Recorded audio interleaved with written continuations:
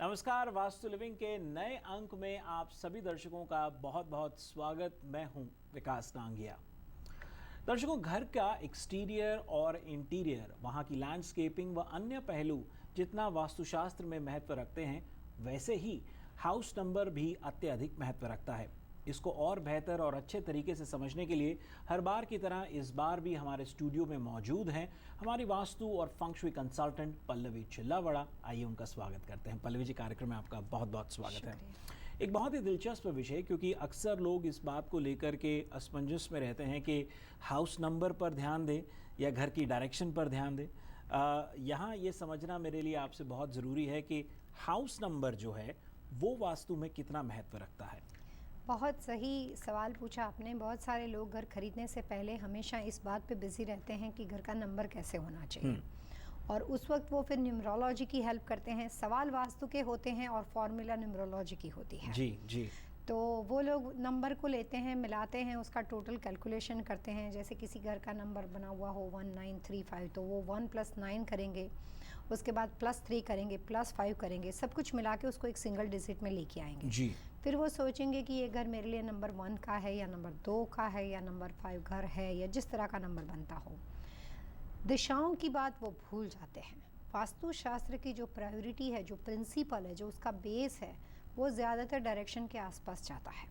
वास्तु में सबसे प्रायोरिटी में सिर्फ दिशा है और इंसान है। दो चीज़ सबसे प्रायोरिटी में है।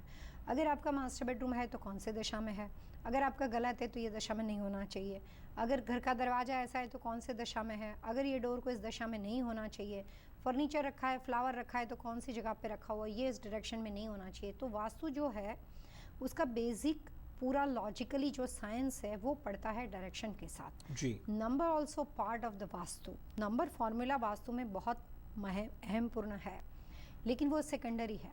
फर्स्ट है घर की डायरेक्शन।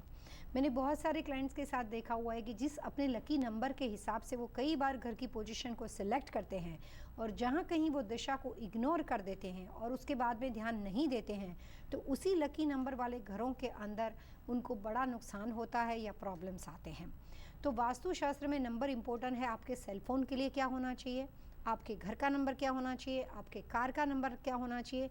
लेकिन डायरेक्शन के बाद अगर आप अपना सेफ बॉक्स देते हो तो वहाँ पे आपको नंबर की ज़रूरत पड़ती है। बैंक अकाउंट नंबर होता है तो वहाँ पे बात नंबर की होती है।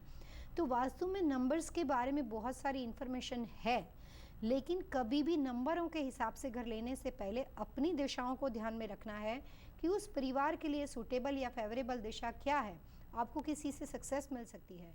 और उसके बाद सेकेंडरी आपको ये देखना है कि अपनी दिशा के हिसाब से अपने नंबर को भी मैच करना है। जी। तो ये बात स्पष्ट हो जाती है कि डायरेक्शन को पहले प्राथमिकता देनी चाहिए हाउस नंबर से।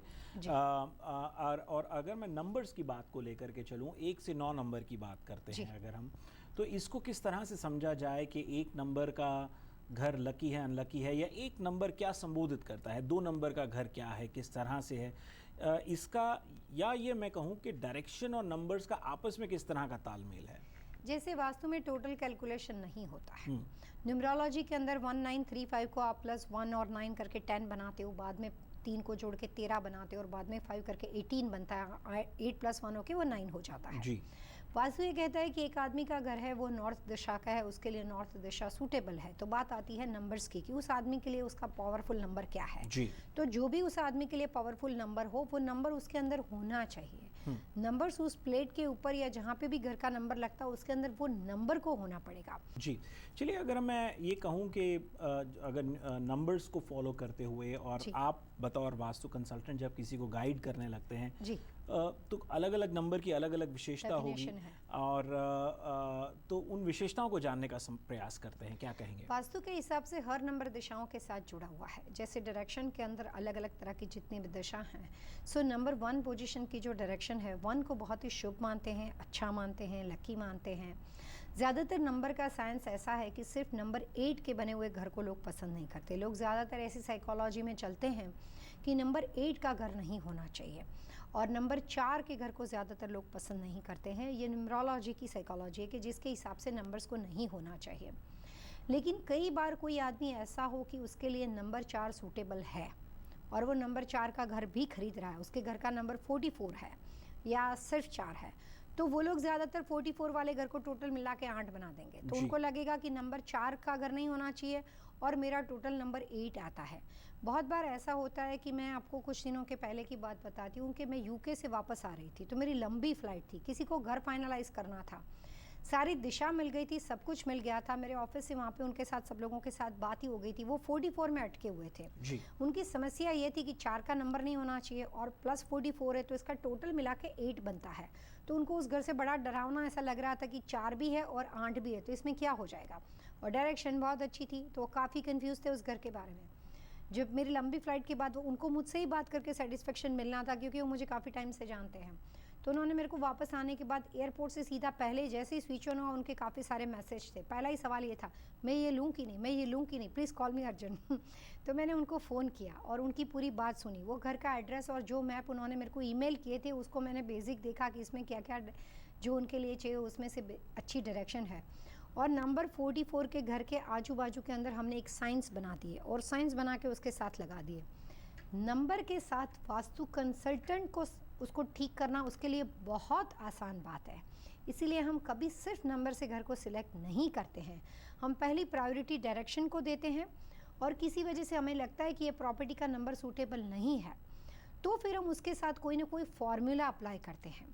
जिसका एक और एग्जाम्पल है कि आपने ज़्यादातर देखा होगा कि 13 नंबर का जो घर होता है, जी। लोग उसको कभी सिलेक्ट नहीं करते। जो कम्युनिटी होती है या जो भी स्ट्रक्चर होता है उसमें वो 13 का 14 करवा देते हैं या वो 12 करवा देते हैं, बट 13 वो सिलेक्ट नहीं करते।